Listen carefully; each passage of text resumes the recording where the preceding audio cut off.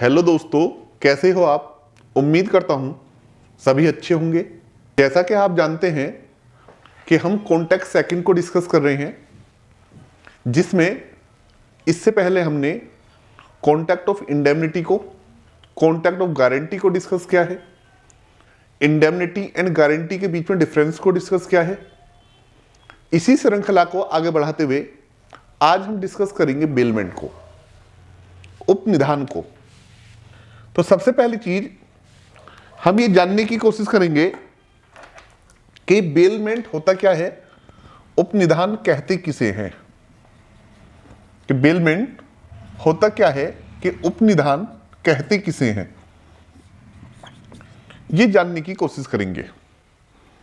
और इसके लिए सबसे पहले हम प्रोविजन देखेंगे कि इंडियन कॉन्ट्रैक्ट एक्ट में इसके रिगार्डिंग प्रोविजन कहां है। तो बेलमेंट के रिगार्डिंग प्रोविजन वो सेक्शन 148 में किया गया है। धारा 148 उपनिधान के विषय में प्रावधान करती है और वहां पर बताया है कि बेलमेंट क्या है, बेलर क्या है और बेली क्या है।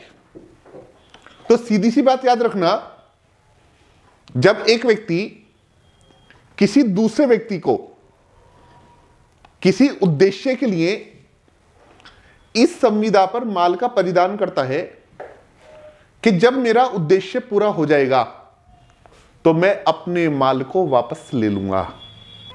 किसी दूसरे व्यक्ति को डिलीवरी ऑफ गुड्स यानी कि अपने माल का परिधान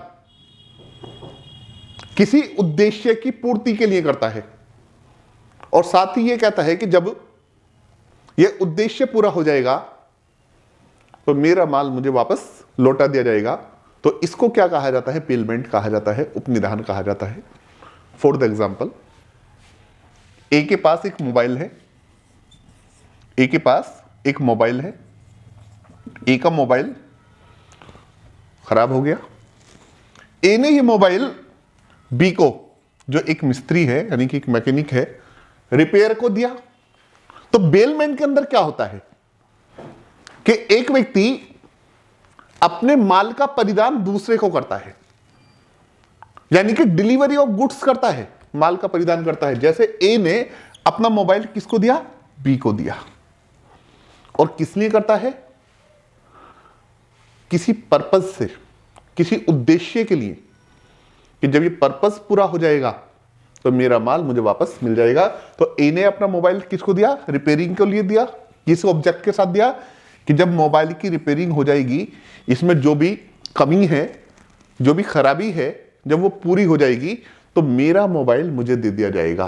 तो ये क्या कहलाता है, बेलमेंट कहलाता है। और आए दिन हम जीवन में हर टाइम जो है उपनिधान की संविदा करते हैं। सपोज करो जब हम अपने कपड़े वॉशिंग के लिए, कपड़े धोने के लिए वॉशरमैन को देते हैं, तो वहां पर भी क्या होता है, डिलीवरी ऑफ गुड्स होता है।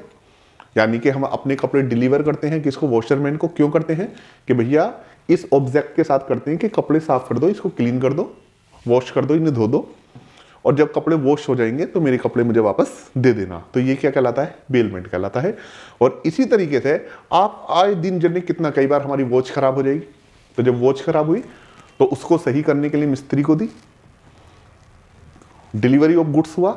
लेकिन किस ऑब्जेक्ट के साथ हुआ, कि जिस ऑब्जेक्ट के लिए मैं इसको डिलीवर कर रहा हूं, और किस ऑब्जेक्ट के लिए कि मेरा जो इसमें कमी है, इसमें खराबी है, इसे सही कर दो। और जब ये खराबी सही हो जाएगी तो मेरी चीज मुझे वापस कर देना। ये क्या कहलाएगा भैया, बेलमेंट कहलाएगा। फॉर द एग्जांपल, मेरे पास मोबाइल है, मेरे मोबाइल का टच खराब हो जाता है, ये समझ लें टच टूट गई। अब मुझे इसको सही कराना है तो मैंने मिस्त्री को दी। तो पहली चीज क्या है, डिलीवरी ऑफ गुड्स। तो मैंने अपने माल का परिधान किया। डिलीवरी का मतलब है कि मैंने अपना माल किसी दूसरे को दे दिया। किस लिए दिया, कि भैया इसकी टच जो है चेंज कर दो, दूसरी टच डाल दो, ये सही हो सकती है तो इसे सही कर दो। तो ये ऑब्जेक्ट क्या है, कि ऑब्जेक्ट ये है कि मोबाइल का टच सही कर दो, और जब ये मेरा ऑब्जेक्ट पूरा हो जाएगा तो मेरा मोबाइल मुझे वापस दे देना। तो ये क्या कहलाएगा, बेलमेंट कहलाएगा। इसके लिए हम प्रावधान देखते हैं। एक बार निकाल लें बेरेक्ट, और बेरेक्ट का देखें सेक्शन 148। ये कहता है bailor, bailment bailor and bailee defined, यानी कि सेक्शन 148 जो है ये 3 चीज को डिफाइन करता है। एक तो बेलमेंट को डिफाइन करता है, एक तो बेलमेंट को डिफाइन करता है, बेलर को डिफाइन करता है, और साथ ही साथ किसको करता है भैया, बेली को डिफाइन करता है। यानी कि सेक्शन 148 हमें 3 चीजों की डेफिनेशन देता है, 3 चीजों को परिभाषित करता है। एक तो बेलमेंट को, यानी कि जिसको हम कहेंगे उपनिधान। दूसरा ये करता है बेलर को,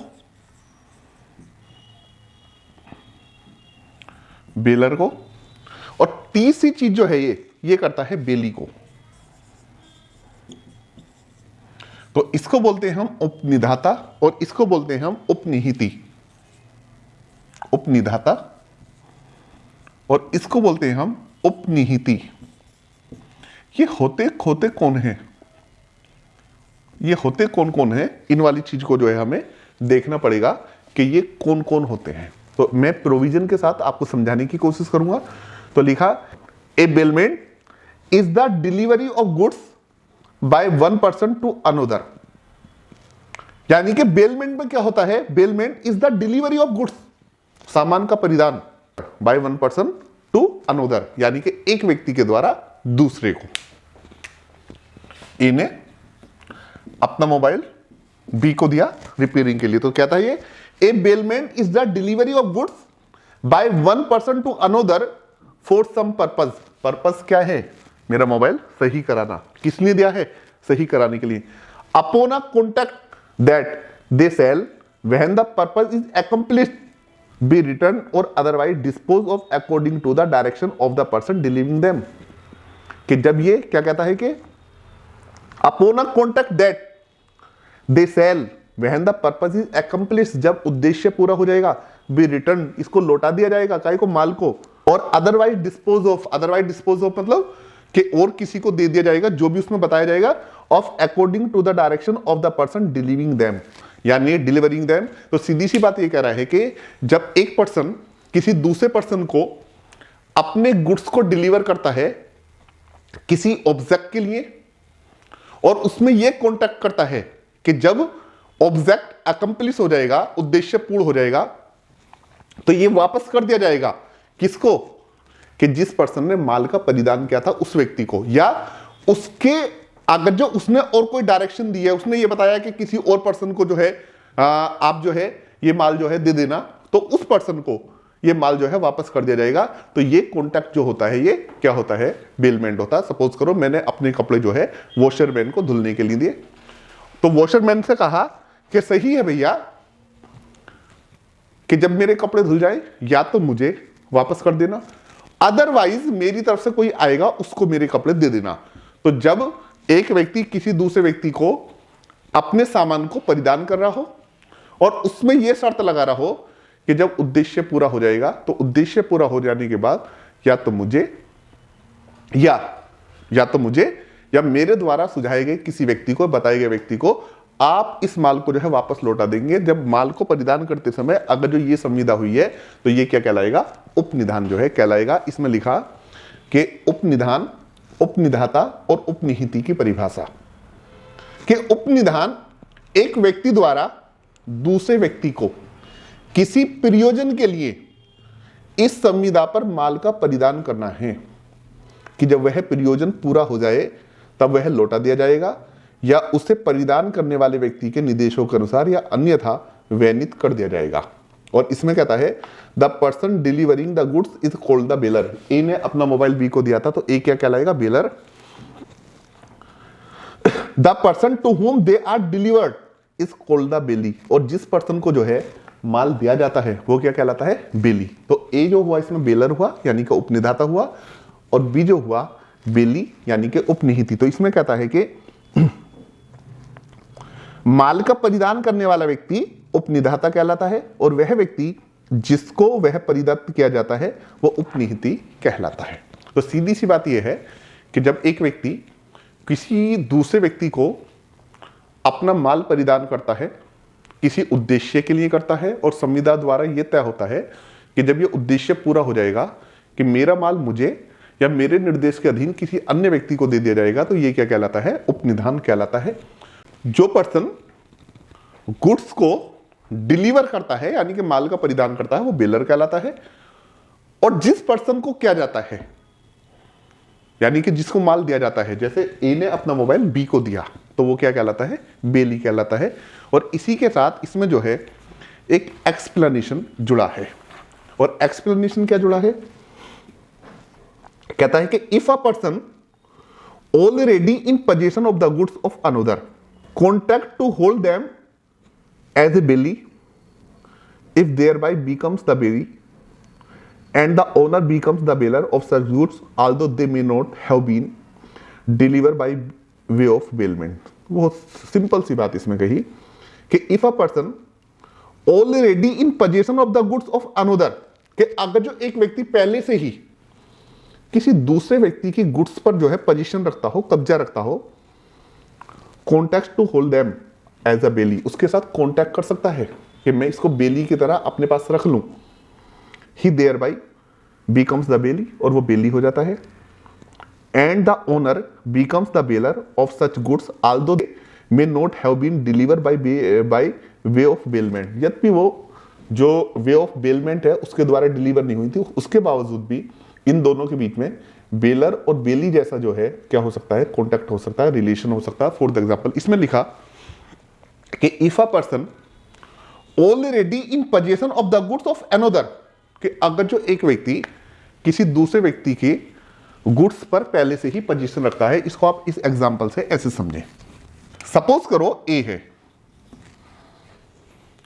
ए का एक मोबाइल है, ए का एक मोबाइल है, ए का मोबाइल बी मांगता है कि उसको चलाना है 2 दिन के लिए, अपना मोबाइल दे दो। जैसा जनरली हो जाता है, कोई मांग लेता है तो बी ने उसको मोबाइल दे दिया, सही है। यहां पर कोई बेलमेंट नहीं है इनके बीच, सही है, दे दो। बहुत सामान मांग लिया जाता है दोस्ती में, या बाय द वे और भी कुछ सामान हो सकता है। अब क्या होता है कि मोबाइल की टच जो है वो अच्छे से काम नहीं कर रही, लेकिन बी जो है, बी एक मैकेनिक भी है, अच्छे से रिपेयरिंग जानता है मोबाइल की। तो बी ए से कहता है कि इसको मोबाइल को मैं सही कर दूं, इसकी रिपेयरिंग मैं कर दूंगा। ए कहता है कि चलो सही है, आप इसकी जो है रिपेयरिंग कर दें और रिपेयरिंग करने के बाद मुझे जो है मेरा मोबाइल मुझे लौटा देना। पहले जब ए ने बी को अपने मोबाइल को दिया उस टाइम बेलमेंट नहीं था इनके बीच में, लेकिन ये पहले से ही मोबाइल पर होल्ड है। इसके बाद इसने कहा मोबाइल में ये कमी है, इसकी रिपेयरिंग मैं कर दूंगा। ए ने कहा कि सही है, आप इस मोबाइल की रिपेयरिंग कर दीजिए। तो अब जब इनमें ये कॉन्टैक्ट हो गया तो अब जो है इनके बीच में बेलमेंट हो गया, जबकि माल को यानी कि गुड्स को जो डिलीवर किया गया था वो बाय वे ऑफ बेलमेंट के द्वारा नहीं किया गया था। तो इस तरह से भी बेलमेंट हो सकता है। तो इसमें कहा कि यदि वह व्यक्ति जो किसी अन्य के माल पर पहले से ही कब्जा रखता है, उसका धारण उपनिहिति के रूप में करने की संविदा करता है, तो वह तद द्वारा उपनिहिति हो जाता है और माल का स्वामी उसका उपनिधाता हो जाता है, यद्यपि वह माल उपनिधान के तौर पर परिणत ना किया गया हो। इसी के साथ जब हमने ये देखा, पहले हमने बेलमेंट को समझा, बेलर को समझा, बेली को समझा और बेल गुड्स को भी समझा कि उपनिहित माल कौन सा है, वो भी हमने जो है समझ लिया। आज इतना ही, आगे हम इसको विस्तार पूर्वक डिस्कस करने की कोशिश करेंगे। ये LLB, PLLB जुडिशरी के पर्पज से पढ़ाया जा रहा है। अगर जो किसी को इसके नोट्स रिक्वायर है तो डिस्क्रिप्शन में मेरा नंबर है, वो उस नंबर पर जाकर मुझे कॉल कर सकता है, व्हाट्सएप पर मैसेज कर सकता है। और इसी के साथ और डिटेल से चीज़ों को जानना है तो हमारा ऐप है, प्ले स्टोर पर जाकर SM लो क्लासेस ऐप को डाउनलोड कर सकता है। SM लो क्लासेस ऐप को डाउनलोड कर सकता है। इसी तरह से हम मिलते रहेंगे हर रोज नई वीडियो के साथ। जब तक के लिए जय हिंद, जय भारत।